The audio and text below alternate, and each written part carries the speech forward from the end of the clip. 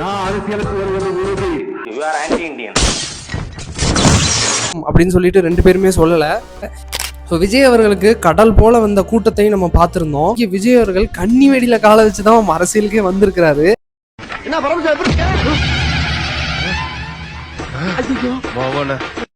வீடியோவில் நீங்கள் என்ன பார்க்க போறீங்க அப்படின்னா, ஸோ என்டிஆர் அப்புறம் விஜய் அவர்களோட கம்பேரிசன். ஸோ ரெண்டு பேருமே ஆக்டர் தான். ஸோ என்டிஆர் எவ்வளோ பெரிய ஃபேன் ஃபாலோவிங் வச்சுருந்தாங்கன்னு சொல்லிட்டு தெலுங்கு மக்களுக்கு தெரியும், தமிழ் மக்களுக்குமே தெரியும். ஸோ என்டிஆரையும் விஜயையும் நார்மலாக மக்கள் கம்பேர் பண்ணிட்டு இருக்காங்க. ஸோ நான் கொஞ்சம் உள்ளே போய் என்னென்ன விஷயம் நடந்திருக்கு அப்படிங்கிறத மொத்தமாக எடுத்துகிட்டு வந்திருக்கேன். அதை சிம்பிளாக பார்ப்போம் இங்கே. ஸோ விஜய் அவர்களுக்கு கடல் போல் வந்த கூட்டத்தையும் நம்ம பார்த்துருந்தோம்.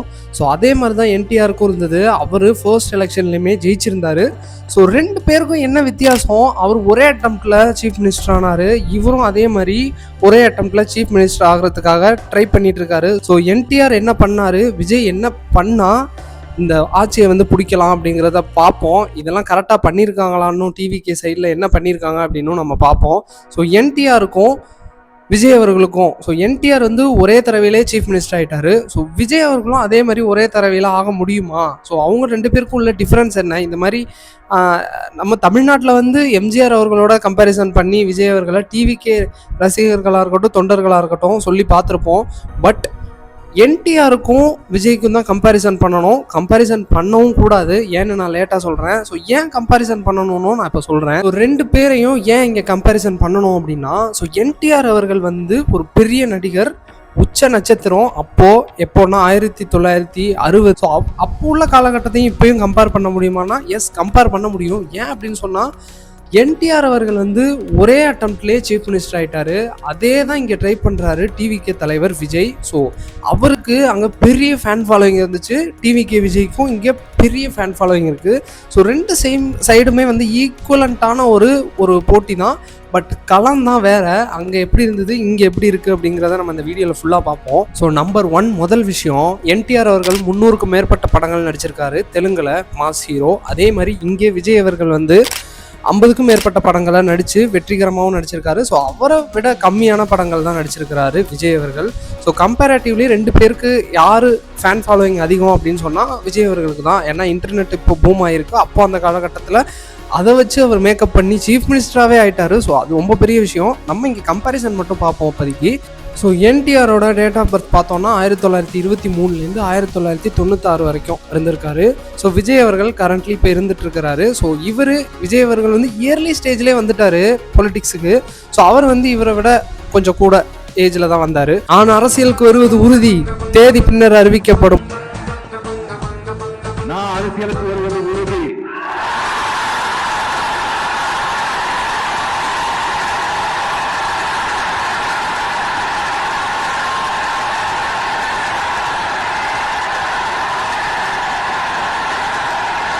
You are anti-Indian. அப்படின்னு சொல்லிட்டு ரெண்டு பேருமே சொல்லலை. ரெண்டு பேருமே சொன்னபடி வந்தாங்க. ஸோ அதுக்கப்புறம் என்டிஆர் நடித்த படங்கள் அப்படின்னு பார்த்தோம்னா, கடவுள் வேடங்கள், ராம அவதாரம் வேடங்களாக இருக்கட்டும், ஸோ அந்த மாதிரி புராண கதைகளை எடுத்து மக்கள்கிட்ட ஒரு நல்ல விஷயத்தை சேர்க்கறதா இருக்கட்டும், ஸோ அதே மாதிரி போராளியாக நடிக்கிறதா இருக்கட்டும், ஸோ கதைக்கு மக்களுக்கு ஏற்ற, ஏழை மக்களுக்கு ஏற்ற கதைகளாக சூஸ் பண்ணியும் நடிச்சிருக்கிறாரு. ஸோ அது இயற்கையான அவரோட மனசையும் காட்டியிருக்கு. ஸோ அதே மாதிரி இங்கே விஜய் அவர்களை பார்த்தோம் அப்படின்னா, அவரோட ஸ்கிரிப்ட் செலெக்ஷன் நம்ம தான் முட்டாளாக இருந்திருக்கோம். அவர் இன்னும் லியோ மாதிரி பல படங்கள் நடிச்சிருந்தாரு அப்படின்னு சொல்லியிருந்தா எக்கச்சக்க பிளாக் பஸ்டர் ஆயிருக்கும். என்னடா டயலாக் இது, எவன் எழுதி கொடுத்தானே அது இப்படி பேசிட்டு போறான்? லியோ படம் உடனே ஃப்ளாப்னு சொல்லிடாதீங்க. ஸோ அந்த மாதிரியான ஒரு கதைகளை சூஸ் பண்ணி விஜய் அவர்கள் நடிச்சிருந்தாருன்னா ஒன்றுமே ஒரு பல உயரத்துக்கு போயிருக்கலாம். ஆனால் தலைவா, சர்க்கார், இந்த மாதிரியான இடையில சின்ன பசங்களுக்கு ஏற்ற மாதிரியான ஸ்கிரிப்டும் கொடுத்து, அதே மாதிரி அரசியல் காலத்துக்கு ஏற்ற மாதிரி நிறைய பாட்டுகளில் வரிகளும் வச்சிருக்கிறாரு. ஸோ இவர் அரசியலுக்கு வந்ததுக்கப்புறம் தான் நமக்கு தெரியுது இதை வரலாம் இப்போ பண்ணலை, எப்போலேருந்தோ பண்ணிட்டு தான் இருந்திருக்காரு அப்படின்னு சொல்லிட்டு. ஸோ ஒரு பாடல் வரிகள் மூலியமாக இருக்கட்டும், ஸோ அந்த களம் காட்சிகளாக இருக்கட்டும், சுறா படத்தில் ஏழை வீடுகள், ஏழை மக்களுக்கு எப்படி செய்யணும் அப்படிங்கிறத அப்போவே கொண்டு வந்திருக்காரு. நம்ம இது டைரக்டர் மூலியமா அப்படின்னு நினைச்சோம். பட் ஆனால் அது அவருக்குள்ளே வந்தது. ஸோ ரெண்டு பேருக்கும் இந்த மாதிரியான ஒரு கம்பேரிசன் வைக்கணும்னு நான் ஃபர்ஸ்ட் வச்சிருக்கேன் இந்த கம்பேரிசனை. ஸோ ரெண்டு பேருமே ஈக்குவல் இந்த விஷயத்தில் கரெக்டாக இருந்திருக்காங்க. ஸோ மூணாவதாக என்டிஆர் என்ன கட்சி தொடங்குறாரு அப்படின்னு பார்த்தோம் அப்படின்னா தெலுங்கு தேசம் கட்சி. அதே மாதிரி இங்கே விஜய் அவர்கள் என்ன கட்சி தொடங்குறாருன்னா தமிழக வெற்றி கழகம். ஸோ ரெண்டு பேருக்குமே வந்து கட்சியை வந்து தொடங்கிட்டாங்க. பட் என்டிஆர் அவர்கள் 1 வருஷம் ஸ்பேனில் எலெக்ஷன் வந்துச்சு. ஸோ அதே மாதிரி டிவிக்கே விஜய் வந்து முன்னாடியே வந்துட்டார். எப்படின்னா ஜஸ்ட் 3 இயர்ஸ். பட் இவர் வந்து 2 இயர்ஸ் அதிகம். ஸோ விஜய் அவர்கள் வந்து 2 இயர்ஸ் அதிகம். 4வது விஷயம், இவங்க 2 பேருக்குள்ள என்னதான் ஒற்றுமை இருந்தாலும் நடிகருங்கிற ஒரே ஒற்றுமை தான் இருந்தது. ஏன் சொன்னேன் அப்படின்னா பொலிட்டிக்கல் டைமிங் அப்படின்னு ஒன்று இருக்குது. எந்த நேரத்தில் அரசியலில் என்ட்ரு ஆகிறோம் அப்படிங்கிற ஒரு விஷயம் இருக்குது. அதே மாதிரி யாரை எதிர்த்து என்ட்ரு ஆகிறோம் அப்படிங்கிற ஒரு விஷயம் இருக்குது. ஸோ இந்த 2 விஷயம் ஒரு ரொம்ப முக்கியமான விஷயம். அதே மாதிரி அலையன்ஸ் அப்படிங்கிறது ரொம்ப முக்கியம். 2 பேரையுமே வந்து நடிகராக வந்து கம்பேர் பண்ணலாம். ஸோ 2 பேரும் நடித்த படங்களாக இருக்கட்டும், மக்களுக்கு கொடுத்த கதைகளாக இருக்கும், கிட்டத்தட்ட எமோஷன்ஸ் மூலியமாக மக்கள்கிட்ட கனெக்ட் ஆகியிருந்திருக்காங்க. ஒரு பெரிய பாண்ட் இருந்திருக்கு. ஸோ அங்கே என்டிஆர் அவர்கள் 1982 கட்சி தொடங்குறாரு, தெலுங்கு தேசம் பார்ட்டி அப்படின்னு சொல்லிட்டு. ஸோ இது எதை எதிர்த்து அப்படின்னு சொல்லி பார்த்தோம் அப்படின்னா அவரோட டைமிங் ரொம்ப முக்கியமாக இருந்துச்சு. ஏன் அப்படின்னு சொன்னால் அங்கே அந்த டயத்தில் வந்து முதலமைச்சரை மாற்றிக்கிட்டே இருந்தாங்க. எதுக்காக அப்படின்னா இப்போ நமக்கு வந்து நம்மளோட சீஃப் மினிஸ்டர் என்ன சொல்கிறாரு, டெல்லிக்கும் தமிழ்நாட்டுக்கும் போட்டி அப்படின்னு தானே சொல்கிறாரு. அதே மாதிரி இந்த ஸ்ட்ரக்சர் வந்து அந்த டயத்தில் இருந்தது. அப்போ வந்து காங்கிரஸ் வந்து பயங்கர டாமினன்ஸாக இருந்துச்சு. இங்கே எப்படி ஏடிஎம்கே டிஎம்கேன்னு மாற்றி வந்துட்டு இருந்தாங்களோ அங்கே காங்கிரஸ் மட்டும்தான் வந்துக்கிட்டு இருந்துச்சு. ஸோ காங்கிரஸ் வந்துட்டு இருந்தப்போ ஸோ யாராலையுமே ஒன்றுமே பண்ண முடியல. அந்த டயத்தில் இந்த நடிகர் வந்து சாதாரணமாக உள்ளே வந்து ஸோ இந்த மாதிரி டெல்லி வந்து அடிக்கடி வந்து காங்கிரஸில் உள்ள முதலமைச்சரை அடிக்கடி மாற்றிக்கிட்டே இருக்காங்க அப்படின்னு சொல்லிட்டு மக்கள்கிட்ட அதை கொண்டு போய் சேர்த்தாரு. ஸோ அதை கொண்டு போய் சேர்த்ததுக்கப்புறம் மக்கள் என்ன பண்ணாங்க அப்படின்னா திரும்பிட்டாங்க. ஸோ ஒட்டுமொத்த வாக்குமே வந்து இவருக்கு திரும்பிச்சு. எப்படி 9 months ஸ்பேனில் 9 மாதம்தான் எலெக்ஷனுக்கு பிரச்சாரம். கிட்டத்தட்ட விஜய் அவர்களோட கம்பேரே பண்ண முடியாது. ஏன் அப்படின்னு சொன்னோன்னா என்டிஆர் அவர்கள் ஈஸியாக ஜெயிச்சார். ஸோ கஷ்டப்பட்டார் தான், பட் நான் இல்லைன்னு சொல்லலை. இங்கே விஜய் அவர்கள் கன்னி வெடியில் காலை வச்சு தான் அரசியலுக்கே வந்திருக்கிறாரு.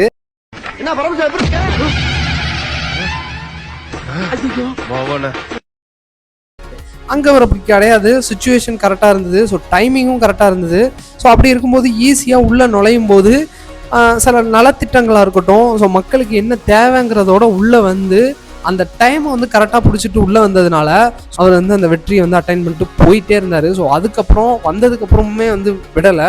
ஸோ அவர் வந்து ஒரு பெரிய லீடராக மாறிட்டார் அதுக்கப்புறம். ஸோ அதே மாதிரி விஜய் அவர்களோட டைமிங் என்ன அப்படின்னா ஸோ இங்கே டைமிங் ரொம்ப தப்புன்னு நான் சொல்ல மாட்டேன். ஸோ ஆப்போனன்ட்ஸ் வந்து இங்கே ஸ்ட்ராங்.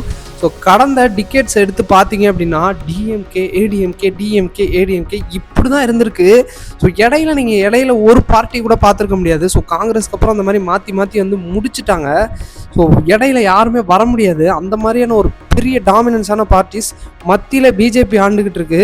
ஸோ எல்லா ஸ்டேட்ஸுமே பிஜேபியில் முழுகிட்டு இருக்கு. கிட்டத்தட்ட தமிழ்நாடு மட்டும்தான் அதுலேருந்து தப்பிச்சு வந்துட்டு இருக்கு. ஒவ்வொரு தேர்தலையுமே வந்து பிஜேபியை எதிர்த்து டிஎம்கே வந்து இங்கே பிரச்சாரம் பண்ணி ஜெயிக்கிற லெவலுக்கு இங்கே மக்களோட மைண்ட் செட் வந்து இருந்திருக்கு. ஸோ அதனால இங்கே இந்த 2 பார்ட்டிஸை அசைச்சு பார்க்குறதுங்கிறது ஸோ நம்மளே கண்ணு தெரிஞ்சு கண்ணி வெடியில் காலை வைக்கிற மாதிரி தான். ஸோ அந்தளவுக்கு கஷ்டத்தில் தான் உள்ளே வந்திருக்கிறாரு மனுஷன்.